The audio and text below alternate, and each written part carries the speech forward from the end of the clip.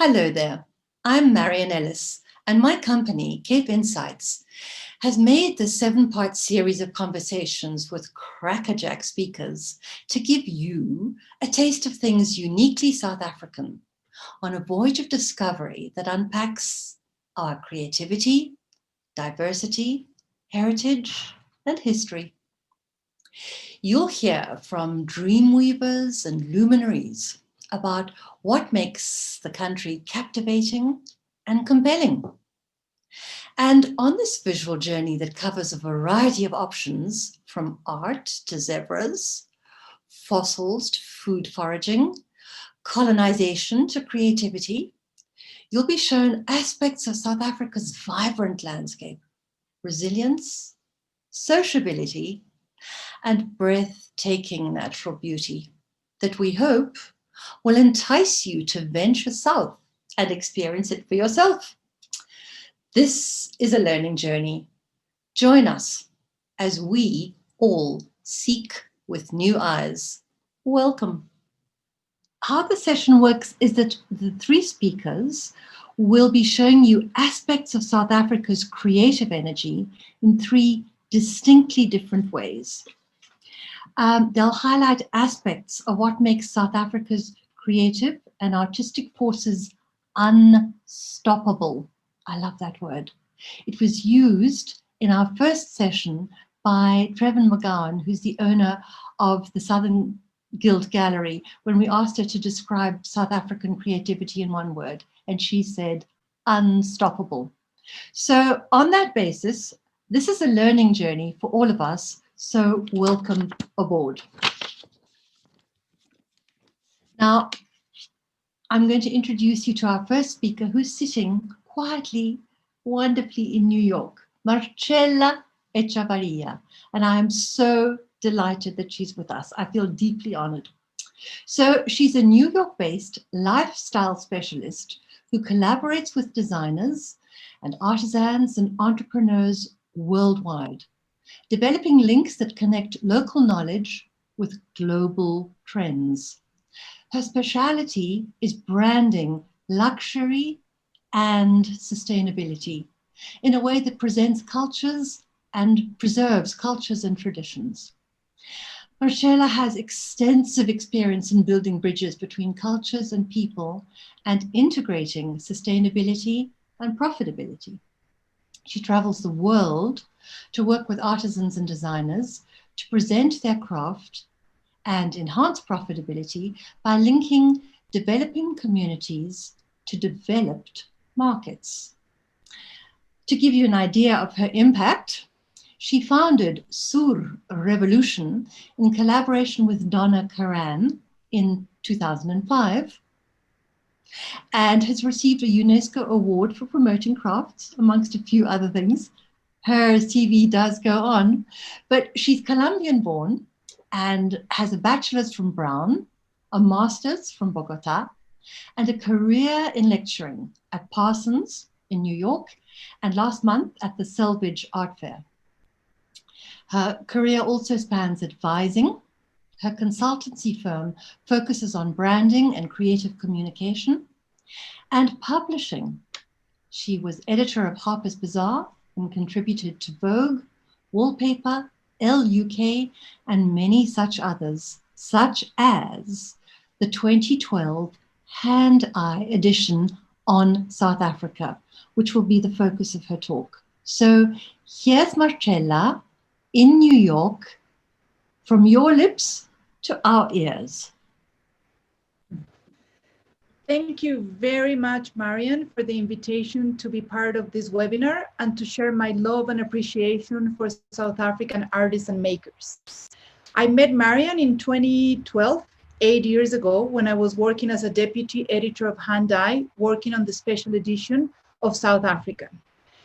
Hand-Eye is a magazine created by Kids Record, now available online and focused on the handmade as a universe full of treasures and opportunities. I'm 47, and when I look back at my professional career, one of the most delightful experiences I have ever had is to have the opportunity to work with Kid Record as a mentor and as a friend, He's a wise creator who has taught me, the beauty and the love for the handmade. And I deeply, deeply actually miss him and miss working with him. So Handai, South Africa is 8 years old today, but I'm here to tell you that it is more relevant than ever. Why? The South is the new North, and South Africa leads the way in this change of direction. South Africa is a mecca of art and design as a tool for opportunity, social change, and harmony with nature. South African makers have answers to many questions we have as humanity. What is important? How to value simple daily things? How to embrace one another and nature? Hospitality is a value that defines South Africa. If you're planning your next trip after lockdown, this is the place to go. In South Africa, you will feel at home, warm, embraced by beautiful people and landscapes. Of course, Cape Insights and Marion are there to host you.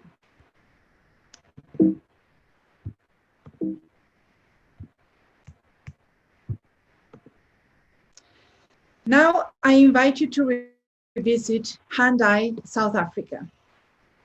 Karen Suskin is a multimedia artist using design as a tool for change, a promoter of intuitive design in tune with nature. She teaches design as a tool and a mediator between culture and nature. Karen promotes a way to approach design as a web of cross-interconnected relationships. She says the major problems in the world are the result of the difference between the way nature works and the way people think. Erica Elk is the director of the Cape Craft and Design Institute. She's focused on developing not products, but people.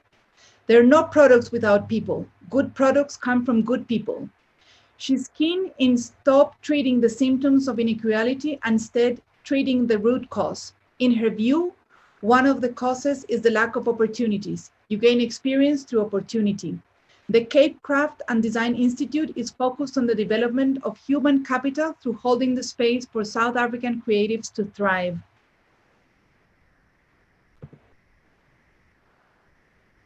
And here we have Trevin McGowan, the founder of Southern Guild and Source.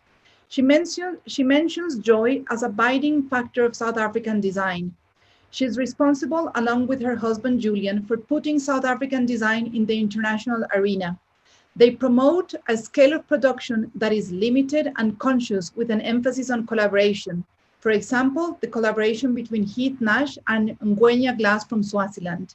Their offer is well curated and grounded in social and political realities, always with a sense of human connection.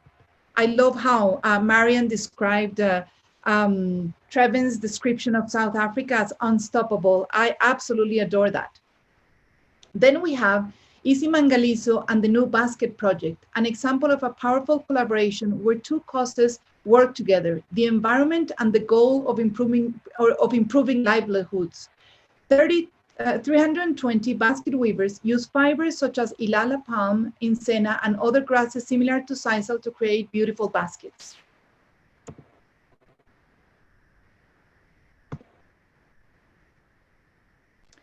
Here we have the New Guernica, a project by KCMA Trust, a collaborative project between Dr. Carol Baker, founder of the trust, and a group of 50 embroiderers, pearl makers, and bead artists. The end result is a communal outcry exposing the horrors of HIV. 1,000 people die of this disease per day. Crazy numbers when we're all looking at COVID numbers today. As well as the frustration with the health system. The tapestry itself, that took 6 months to complete, channels into constructive communication. It is a step forward and a symbol of South Africa resilience.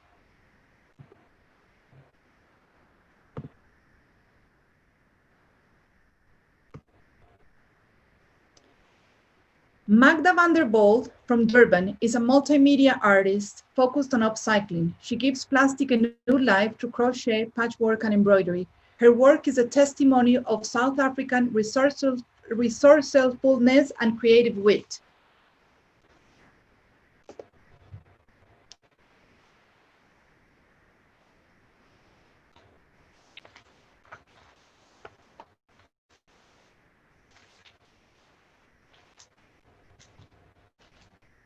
Um,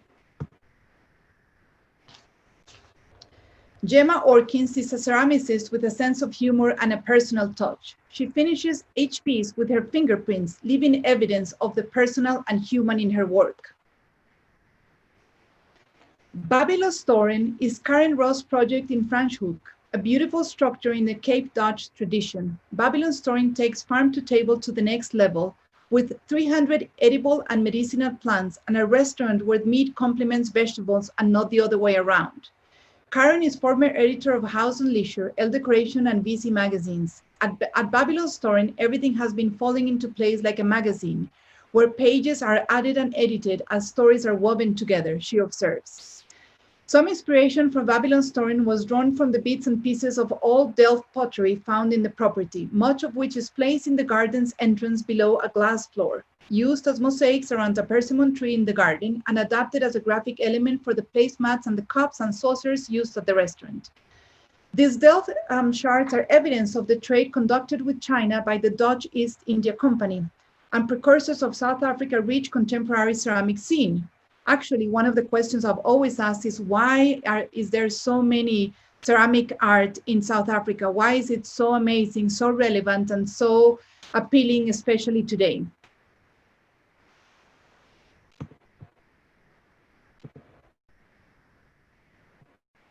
Andile Dilawawe from Imiso is one of South Africa's greatest artists, using clay to express his, I don't know how to pronounce, but it's something like Xhosa identity. In his own words, clay gives me the ability to create something beautiful, valuable, usable with 4 elements of life: earth, water, and fire. Nick Bladen is a sculptor that works with the acuteness of a scientist. He turns nature into art through jewelry making and casting. His mobile studio takes him to places where the last specimens of plants survive. The mobile studio actually fits into his truck and includes a casting setup, a generator, a mold making setup, all kinds of tools, and a luxurious supply of metals. With great patience, he records and reproduces each branch, flower, and blossom. His pieces are part of a larger project called the Botanical Heritage Project, a collection of plants for the study and research of biodiversity and environmental preservation from the Cape. Mick Haig captures the wilderness of Durban with the reminiscence of the Old Dutch vintage pottery. He's a botanist and horticulturalist turned ceramicist.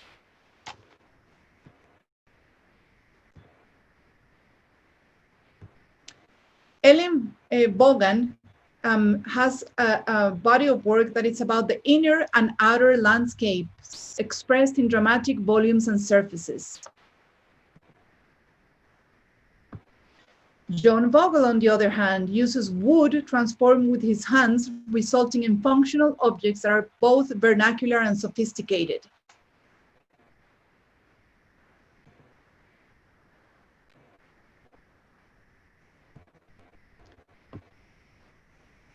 John Newdigate's pieces are depictions of the sea through a magnified glass. Ceramic Matters is a collaboration between Gerard Swartz and Anthony Harris with the long-term purpose of making people aware of the impact and potential of working with clay. In their own words, with clay, I can start over.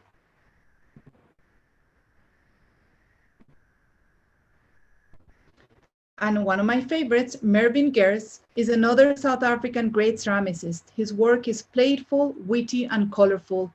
He's a master of glazing, applying as much as 20 layers, fired up to 5 times. He designed the iconic black and white tableware for Babylon's Toren that has all the cow figures and everything. Founded by human rights activist Gary Lamont in 1994, Wulanani is one of those role models that South Africa holds as reference for a better world. Started with a simple idea to embrace the community affected by HIV through the crafts of beading and papier-mâché. In the words of Wulanani's founder, Wulanani was a physical expression of the new South Africa. We wanted to open the door for a bit more justice to come in, After the 1994 elections, HIV became the issue. The HIV gay epidemic had arrived in the late 80s, and for a small number of men with HIV, a movement had arisen. But for South Africa, Black women and children, there was nothing. They were poor with low literacy levels, lacking basic resources for survival. They were nowhere near having a voice. The production of crafts has served many and has brought a sense of hope, purpose, and accomplishment, as well as peace of mind to those living with AIDS and HIV. Proceeds have been helping women and children to attain healthy and balanced diets which support a healthy immune system. All crafters work from home, which gives them the freedom to attend health appointments as well as take care of their families.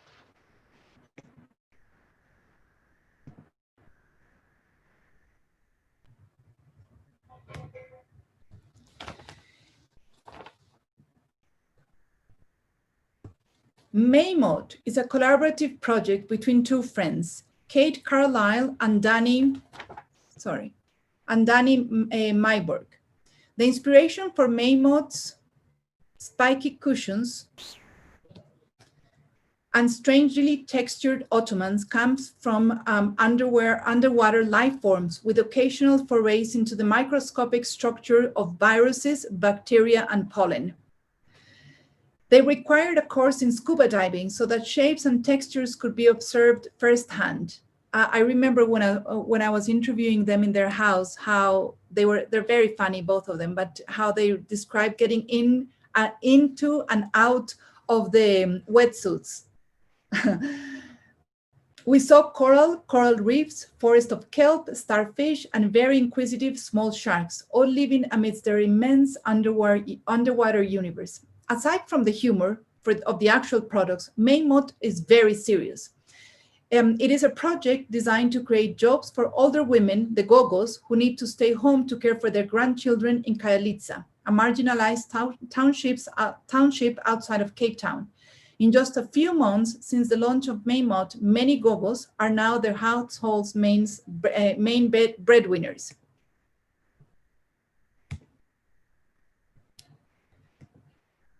Margaret Waberman Heartworks is another of those iconic South African brands that cross-pollinate between the world of human justice and design. At the Heartwork workshop, 40 men and women, textile artisans shared music, laughter, and many languages, English, Shona from Zimbabwe, and Xhosa from the Eastern Cape. They mainly make teddy bears with distinctive personalities, using patchwork and embroidery. Artisans are given the materials with lots of freedom to share their stories. This is why one can find many hearts, a common symbol in South Africa, next to chickens, flowers, animals, and plants, and sometimes personal, heartfelt stories. Cameron Platter is one of South Africa's greatest artists, using drawing, video, and ceramic. His work is part of the collection of many museums, including the Museum of Modern Art in New York. His pictures and objects speak about contemporary morality in a way that can be heard globally, but maintains a distinctively South African dialect. He uses signs, signifiers, and symbols in his work. And he says, reality in South Africa can be a lot stranger than fiction, more bizarre than a Hollywood film, more far-fetched than any science fiction novel. Cameron is always trying to find a balance between the personal and the political. He's particularly concerned that South Africa's incredible, important, and rich political history is being forgotten in the consuming drive towards the global. We're suffocated by fast food, fast money, and fast people, and are losing all memory of ourselves, our identity, and our culture. I think actually that is more relevant today than ever.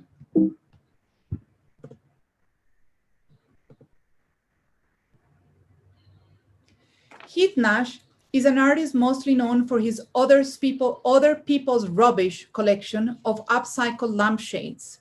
He's a maker with interest in South African cultural identity. In 2004, this is in his own words, in 2004, I realized that by using the right materials and knowledge, wire and plastic, combined with typically South African skills and contemporary design, a new aesthetic could be created which really spoke to the then current South African situation. Recently, Heath is exploring the effect of climate change by using weather as a means of production. One particular project involved sculpting petal-like forms out of ice and spraying them, this happened in Finland, not in South Africa, and spraying them with water and blue ink to create layers of transparency and translucency, and then observing how light and heat affect what he has created. He's now exploring other weather-oriented projects in South Africa. The issue closes with a collection of telephone wire baskets by David Armand that are also featured in the book called Wire that he wrote with Marisa Fick Jordan. Wire baskets represent South Africa's resilience, resourcefulness, and creativity. They are contemporary symbols of a new South Africa and pure evidence that the South is the new North. Thank you very much. Oh, Marcella, thank you. Now we have a question from Vancouver, and it says, what lessons does the experience of South African creativity have to inspire other parts of the world, both during and beyond the pandemic? Thank you, Therese. I think, hi, Therese. I saw you looking great and Brad in background. Thank you for being here. Actually, I think the word would be resilience. I never felt such resilience as when I went to the townships in South Africa. I mean, it's hard to explain because it's not a religious thing, but it's a type of faith and like a spiritual confidence that things will be okay and that no matter what, there are possibilities, resources, and positivity. I think that is one of the main things that South Africa has to teach and give to the world now and forever. I mean, because this is not, a trendy thing. This is a lesson that we must embrace, as humanity urgently. Super. And I'm mindful of time. So I'm going to say, Marcella, thank you. And I'm going to go on and introduce Lucy MacGarry, who is a seasoned art curator and a pioneering co-founder of Lattitudes Art Fair and Lattitudes Online, which is a virtual marketplace created to provide a curated selection of artworks for collectors with an interest in art from Africa, the whole continent, all 54 countries. So both are the first of their kind to take a lateral and flexible approach to mediating African art, according to which galleries, independent artists, curators, online entities, and institutions experience equitable participation. This is a first, guys. So with a Master's of Fine Art from Wits University in Johannesburg, Lucy's curation of the South African Pavilion at the 57th Venice Biennale in 2017 was critically acclaimed as a must-see pavilion by numerous media, amongst others Artsy, the New York Times, The Guardian, Le Monde, the Art newspaper, The Telegraph, Architectural Digest, and Spiegel, amongst others. Okay, she's also been a curator of the Joburg Art Fair. She's curated the first TEDx Talks event to focus on contemporary African art. She's managed the corporate collections of Spear Wine Estate, Hollard Insurance, and Nando's Global. And in between, she founded her own company, Ilmad, which creates limited editions collections to promote local artists and designers. So in between all of that, she has edited a publication focused on South Africa's cultural scene and a book on the establishment of the Zeitz Mocha Museum in Cape Town, which was published in partnership with Wallpaper magazine and the Thomas Heatherwick Studio. So clearly she's no slouch. Lucy. Oh, thank you, Marion, for the introduction, and thank you for having this beautiful talk on all of us together here today. Yes, so an introduction to the contemporary African art scene. Yes, I suppose it's important to say that it's difficult to kind of qualify what contemporary African art is, and people often make the mistake of doing that. But it's important to realize that there are so many different scenes on the continent, and that are also uniquely distinct. And really what's happened is that our contemporary art scene has developed incredibly quickly. If one compares it to scenes in Europe and America, and this largely has to do with the cultural boycott that South Africa experienced during apartheid, and also the fact that many sort of West and North African countries had greater proximity to countries in Europe. And so our whole contemporary art scene is developed incredibly quickly. And I think it's incredibly commendable. And now I think that it's arguably, we are, and we can call ourselves the hub of contemporary art on the continent, which is incredibly exciting. And of course, many important people have played a role in this. Here we see the work of William Kentridge, who I'm sure will be no stranger to any of your guests tonight. William Kentridge is represented by one of South Africa's most internationally renowned and critical galleries, Goodman Gallery. And William's work encompasses all kinds of multidisciplinary practice, from opera to drawing to filmmaking. And, he has had huge international fame. Here's one of his installations at the Zeitsmoker Museum.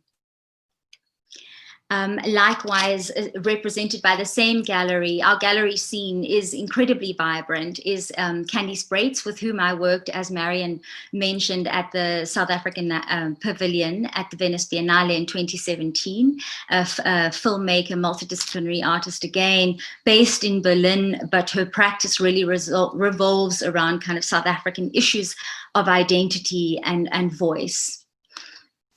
Our other galleries that are, my kind of perspective in coming to this conversation is that I'm an art curator, but also, as Marion mentioned, a founder of an online art website. So my perspective is very much based on kind of the development of the art industry. So I watch quite keenly how these galleries have developed and how they have such an international profile. Another one, for example, is Stevenson Gallery, based both in Johannesburg and in Cape Town.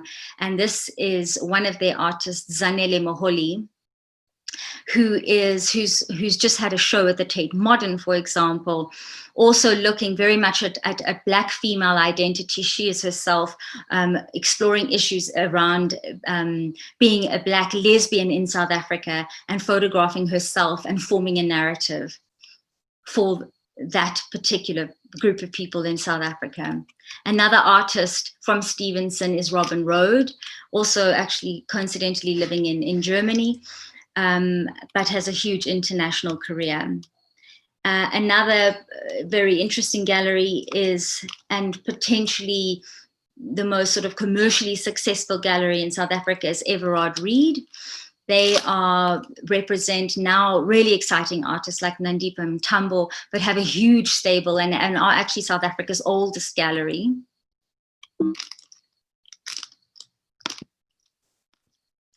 And here we go with a sort of a kind of more mid-tier galleries that represent the likes of Ati Patruruga, who is a performance artist that has had shows in New York and in South Africa.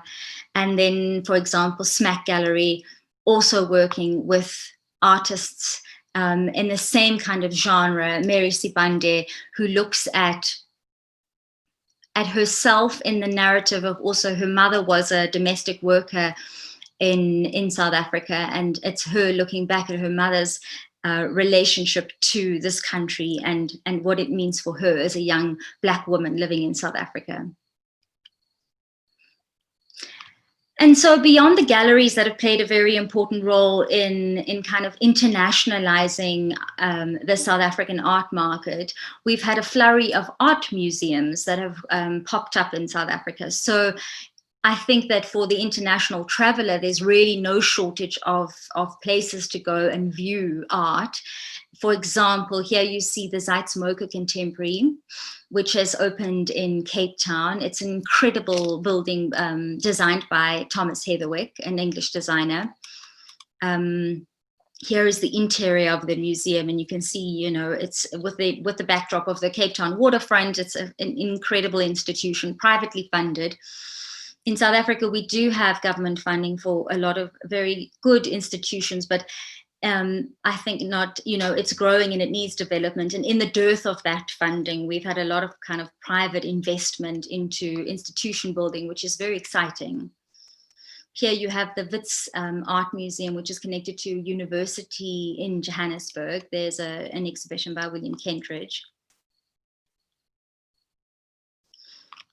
To outdoor experiences like the Nyrox Art Foundation, which is just outside of Johannesburg, but this incredibly beautiful landscaped garden, which holds a winter sculpture fair every year and draws thousands and thousands of people every year to this event.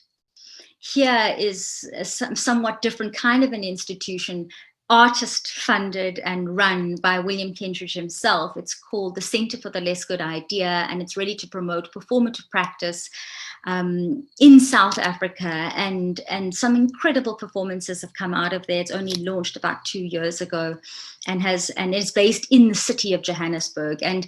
And you know, Johannesburg is such an incredibly vibrant city to come to. If you are visiting, you know, South Africa for the first time, it's very tempting to go straight to Cape Town. But I really do recommend that you come to Johannesburg, because it is real Africa, and you get a sense of like the cosmopolitanism of, you know, of the city, and people are from everywhere, and it has a resilience, exactly like Marcella was saying, which is incredibly inspiring.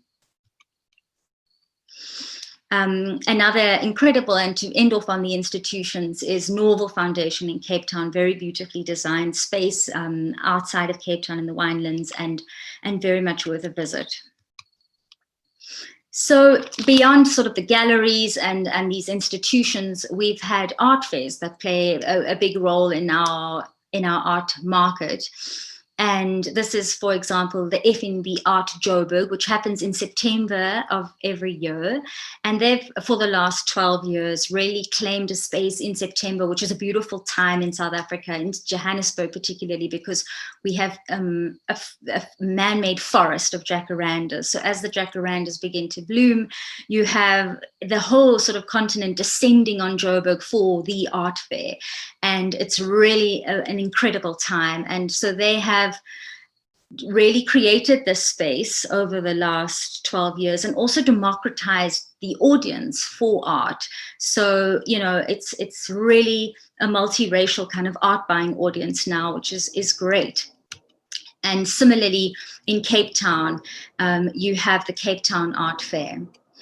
But this comes to kind of where I come into the story, and Marion was talking about Latitudes, is that last year, the FNB Art Joburg, which I was also involved in very closely, went under a change in ownership and a change of direction. And from representing about 40 different galleries from all over the continent, decided to become quite sort of bespoke in its focus and looking towards more of a blue chip buying audience. And I think that whilst this is incredible and definitely necessary, because we need to maintain a level of standard which is international, and all the galleries that are very large and now participate in FNB Art Joburg have been going to international fairs like Art Basel and Frieze, and we are at that level in terms of our artistic production. But I also do think that because South African art market has had to kind of develop so quickly and catch up so fast, that there's been this kind of looking to the West and a kind of aspirational view of what we should be and how our art market should be structured, and how the businesses in the art world should sort of present themselves. And I think that that's actually kind of undermines what our value offering is. And anybody that's ever visited Africa knows is that we have this unique energy. And, you know, you don't have traditional galleries in Lagos and Nairobi and in, you know, in the center of town in Johannesburg. That's not our strength. So I have always wanted to develop something that was kind of in response to this vibrancy and much more open and inclusive. And at this moment happened when F&B Art Joburg sort of moved form and downscaled. There was an opportunity to give all the other galleries that didn't have a platform to exhibit. We created a fair, and that fair is Lattitudes Art Fair. And that happened for the first time last year. These are my co-founders, Makati Molabatsi, myself, Lucy MacGarry, Roberta Kochi, and Nokwazi Zimu. And in the space of 4 months, we put together an art fair on Nelson Mandela Square, which is a big, very vibrant shopping center in Johannesburg. And we welcomed 6,000 people over 4 days. We had 24 exhibitors from 10 different countries. And it was a great success. And, you know, we were kind of going ahead and planning our next fair, which was going to actually move to the top of Sandton City, which is 6,000 square meters. So we had room to grow with sweeping views over the city and the north of Johannesburg. And then, of course, as you can anticipate, COVID struck. So we did an about turn, or actually a pivot. And I'm quite proud to say that we very quickly, in a very short space of time, decided to launch an online marketplace, and that is Lattitudes Online. So what Lattitudes Online is a year-round marketplace for artists, and in a similar way that we in the art fair, as Marion mentioned, we put artists and galleries and studios, non-profit platforms, organizations all together in the same space to be represented on an equitable platform. The same is with our digital platform, Lattitudes. And this felt a little bit, you know, we really thought we were going to get a lot of pushback because the market is quite traditional. And I don't think in any other fair in the world, in fact, have you seen all of these people in the ecosystem participating together. And in actual fact, there wasn't as much pushback as we anticipated. And I think that is, you know, a sign of the fact that it's time. It's time for the art market to open up, and for also not only for the artists to kind of have equal access to the market, but also for collectors to have the agency to decide who they want to support and who they want to buy from. And this is why we started Latitude. So it's a website, where everyone that is invited can come on and have a profile and put works up. There's constant editorial that is loaded. This is our artworks page, for example.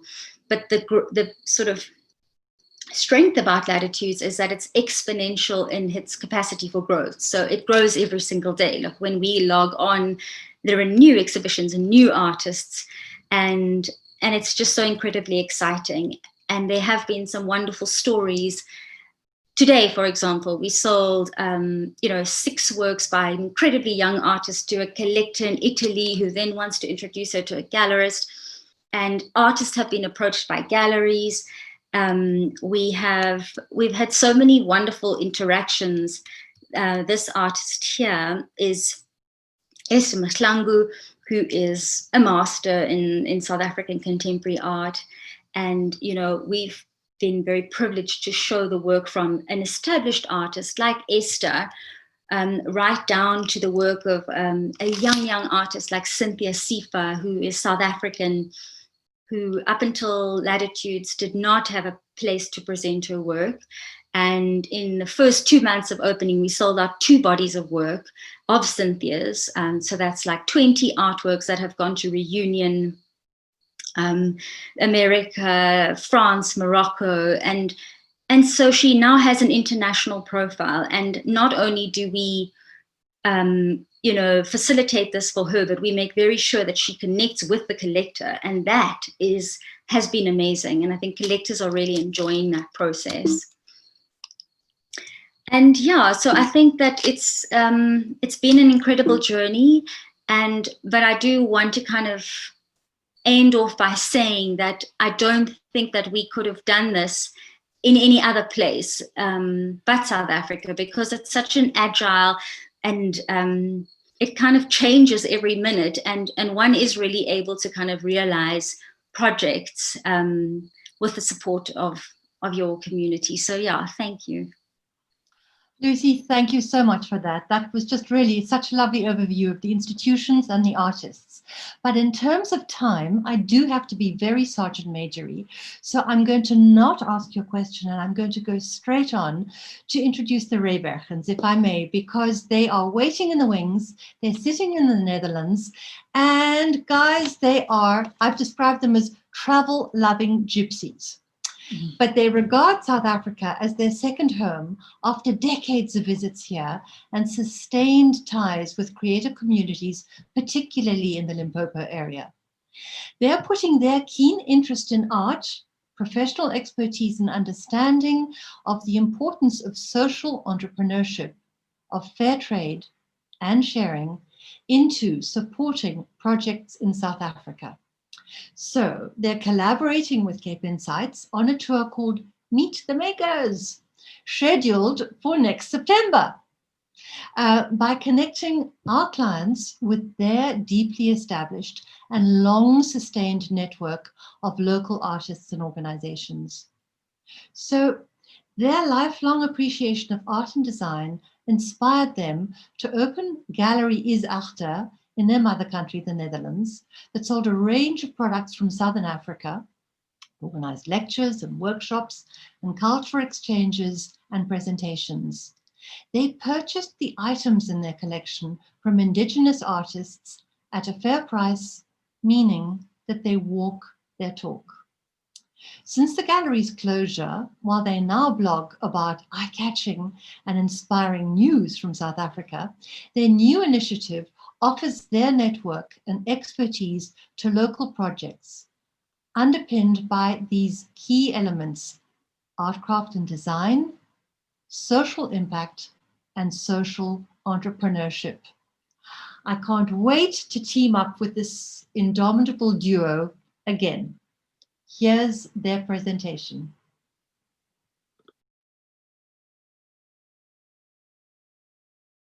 Good evening. Thank you very much for the opportunity to introduce Venda Tsonga art from the northern province of South Africa named Limpopo.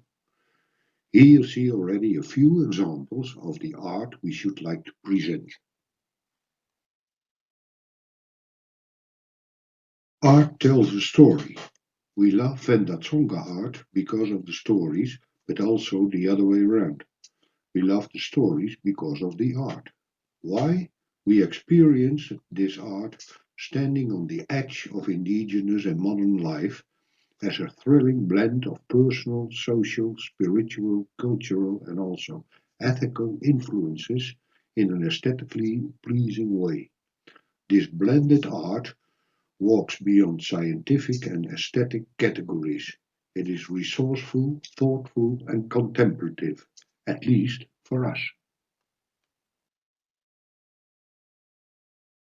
Who we are a Dutch couple that visited South Africa about 35 times.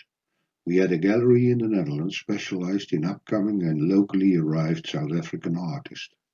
Artists who don't get enough attention of galleries and don't have access to the art markets outside their natural environment. We like to show you the next minutes pictures of Venda Tsonga art. Our comments will evoke a bit of the stories the artworks express. The Venda Tsonga art is strongly based on and influenced by hotshots like Jackson Sloani. The Norval Foundation, near the city of Cape Town, exhibits sculptures of the late Jackson Sloani. The title of the exhibition is Eld and Omega. Let's start with our dear friend, painter, sculptor, etcher, who also makes collages and installations, Mr. Avashoni Mengani. He is based in Thohoyandou, that means Elephant's Head, about 70 kilometers east from the Nordic entrance of the Kruger Park. On the next slide you see a collage made from little signs of doctors on lampposts. The name of the collage is Abortion is a Crime. Please keep in mind that the Venda Tsonga people are living with the people, the spirits, and the unborn child. Yeah. Not abortion. But now I just abortion is a crime. So I'm gonna fill it with all these letters. Yeah. You know, yeah. So it's just again, it's just an idea. It's just an idea. Like I said, I'm not saying it's a great work, but it's just a statement. Yeah.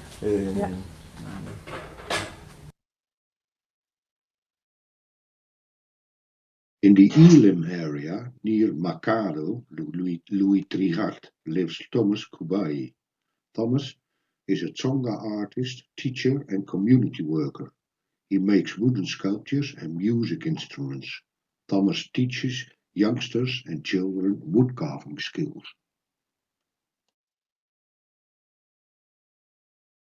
The young Tsonga man Pilato Bulala uses scrap metal.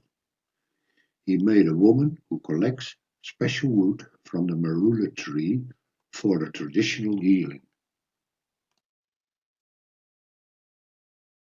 Johannes Maswangani is an old hand sculptor living near Giani. At the entrance of his house you see a sculpture about AIDS/HIV. He is present in the collection of the Wits Museum in Johannesburg and also in other museums in South Africa. Here you see some examples of storytelling with beads and embroidery.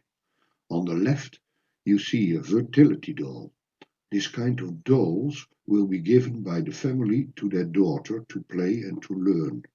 Mogalakwena, a lodge and art craft center near the Zimbabwean border, gives work opportunities to northern Sotho women. Hendrik Nekove carved a sculpture of very hard leadwood. It is a statement. He advocates that the two lawyers must move together the rope in court for the benefit of the jumping people.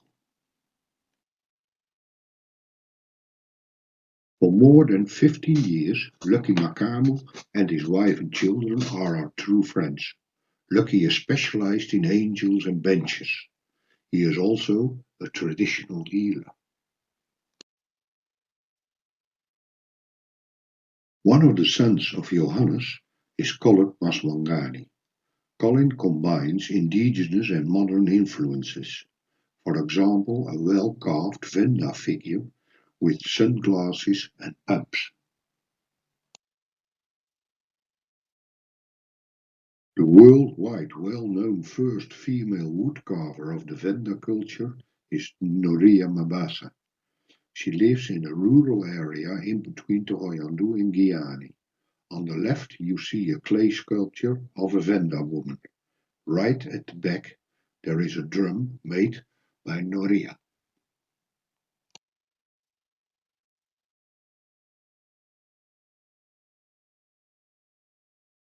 Azwim Magoro decided as a youngster to live as a shepherd in the bush.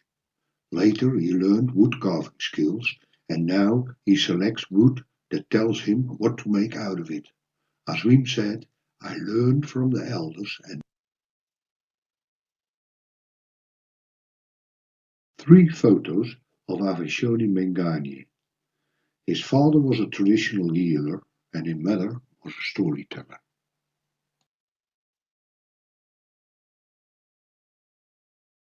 Mishak Rapalani is born a Venda king. In the early days, the king was chair of a campfire meeting, a legotla. The community could speak frankly about a community problem that had to be solved. Afterwards, the king tried to make a decision that meets all the interests living in the community. Mishak makes big and outspoken sculptures. A very special encounter with Albert Munjai in his studio north of Thohoyandou. The artwork on the left shows a figure that falls through the ceiling of the studio. We've made music with Albert and his grandson. See the next slide.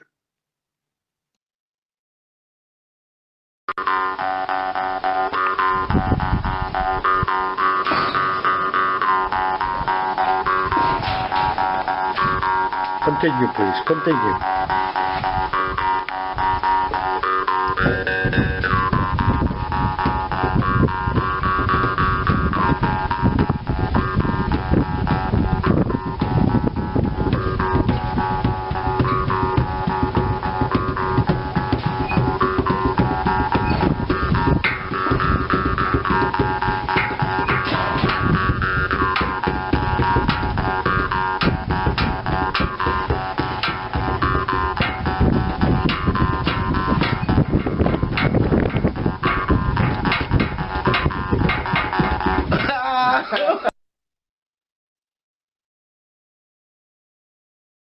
We hope you're now curious about Venda Tsonga art. Please remember the following characterization of beauty. Something is beautiful if you want to keep, to maintain, to preserve it. Thank you very much for your attention. Oh, guys, thank you.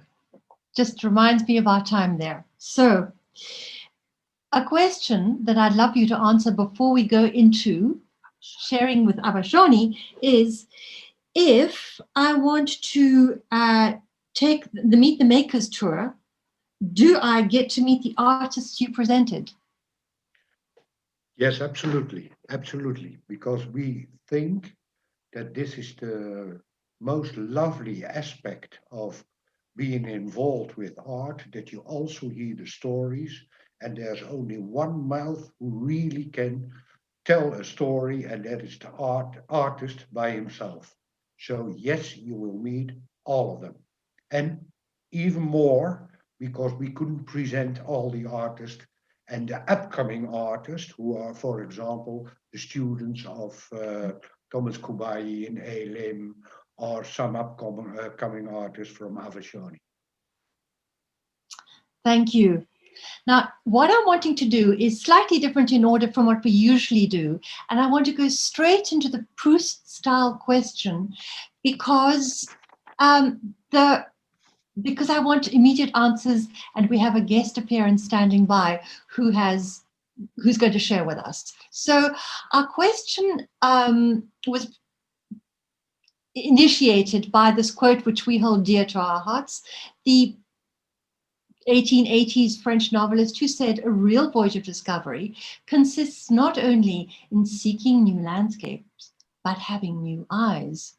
And this got us to apply this parlor game, which was popular in the 1880s, because it was believed that in the answer of the question, an individual reveals his or her true nature. So the question that we've asked, or we're asking you collectively today, is what you've been inspired by. And we have Abashoni Manganye, who's called Shoni for short by his friends. We have a recorded response, which we're going to share, first of all, since you've seen quite a lot of Shoni in the Rebergen's presentation. Now, just a brief overview, is a versatile and prolific artist who bases his work on his Venda tribe's spirituality. He's also an art educator, cultural activist, poet, and he's long been instrumental in promoting artistic creativity and activity in the Limpopo from his Vembe Art and Cultural Center in Thohoyandou, where he mentors upcoming artists. So this is what he said about what inspires him. Hi, my name is Abashoni Manganye, a South African artist based on the northern part of our country. My art is more inspired by what I see around me, like the secret places like Funduzi, the Holy Forest, the Nebutanda Forest, and PPD waterfalls. These are some of the futures that inspires me when I do my art. And I'm also a person who is very much inspired by what I read, writings of and by Khalil Gibran, the author of The Prophet, and of course so many other writings. And Theo Gerber, a Swiss surrealist painter who was based in the southern part of France, Aix-en-Provence, inspired me so much. So when it comes to abstract art that I'm doing, I can give him a lot of credit.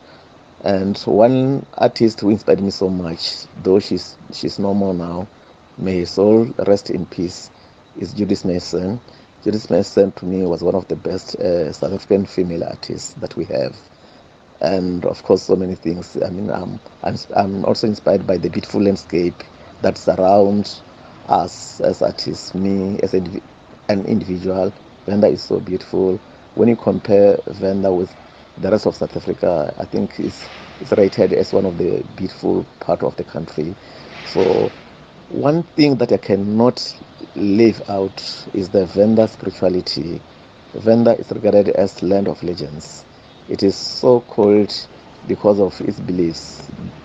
There are people who so much believe in their past, and then though it's the whole, I would say, the whole gamut is interwoven, where Christianity and other religious practices are all interwoven into one gamut. So this, in a way, makes us who we are as artists, as a clan or a tribe in South Africa. Thank you. Thank you, Shoni. And now, Marcella in New York. What inspires you, or what is a sentence that you hold close to your heart?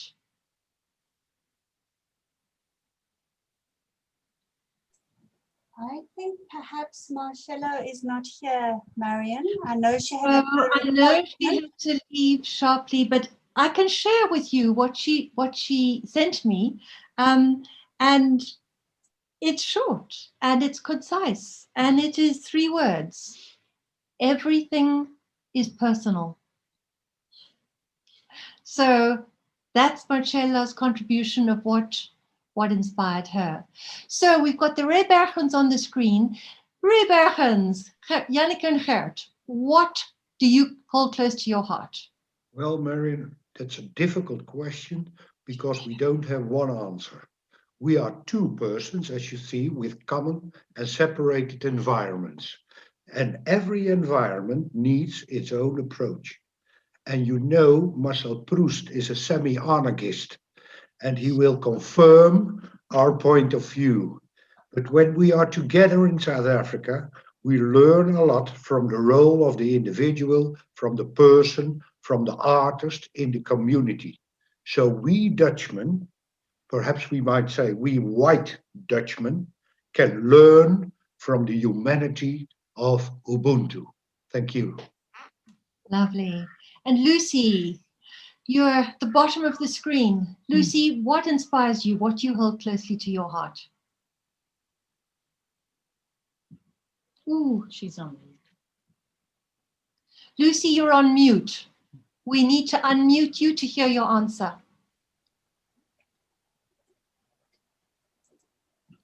Lucy.